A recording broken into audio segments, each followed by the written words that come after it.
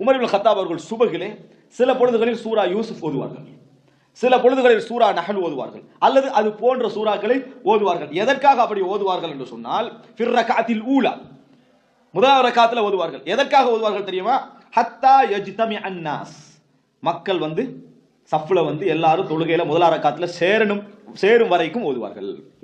அவங்க முதல் ரக்காத்துல சேரணும்.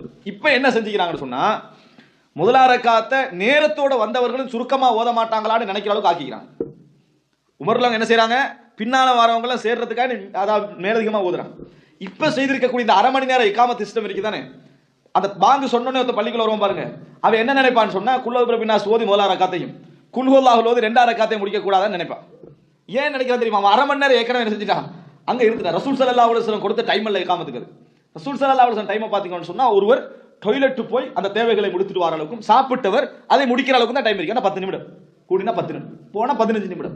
ஆனா இது எப்படி இருக்குது? இப்ப சுபகுல யார் லேட்டா வரணும் அவனுக்கு தான் முதல் அங்க மரியாதை, அதுக்கு தான் டைம் கொடுக்கப்படுது. அப்ப என்ன நடக்கும்? நேரத்தோட வரக்கூடியவன், அவனுக்கு வேற வேற வேலைகளுக்காக வரக்கூடிய அவன் சுபகுக்கு எப்படி எவ்வளவு லேட்டா தூங்கினாலும் நான் டைமுக்கு எழுப்பி வரணும்னு நினைக்கிறவனுக்கு என்ன நடக்கும்?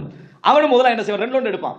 ஒன்று பள்ளிக்கு வந்து தொழுகை பத்தி இப்படி ஒரு உயிரோட்டம் இல்லாம போகும், அல்லது அவன் என்ன முடிவு எடுப்பான் தெரியுமா, நம்மளும் லேட்டா போக வேண்டும், நம்மளும் லேட்டா போகணும். ஆனா உமர்லாம் என்ன செய்யறாங்க, தொழுகை ஆரம்பிச்சிடுறாங்க. ஆரம்பிச்சு வந்து சேர்றதான ஒண்ணு நோக்கம். சூரா யூசுப் போகுது, சூரா நஹ்ல போகுது, அதை கேட்டு மக்கள் இருப்பாங்களா, அவன் தொழுகை நன்மையும் இருக்குது.